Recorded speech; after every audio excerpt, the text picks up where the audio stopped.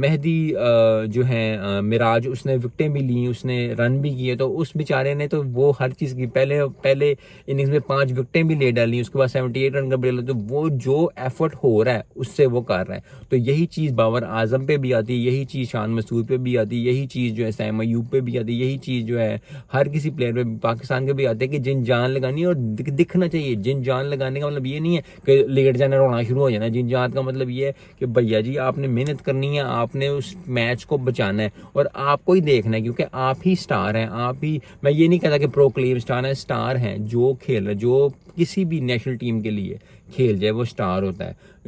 बातें यस गुस्सा चढ़ता है लोगों को, लोग बातें करते कि जिसने ये किया। हर प्लेयर जो है वो कुछ ना कुछ कर रहा होता है, एम ही प्लेयर नहीं बनते वो, बाकी सारी बातें हैं। लेकिन प्लीज़ ये बात याद रखें कि अब का टेस्ट मैच बचाना बहुत ज़्यादा ज़रूरी है और ज़रूरी से ज़्यादा ये चीज़ है कि बहुत ही अच्छी परफॉर्मेंस देनी पड़ेगी पाकिस्तान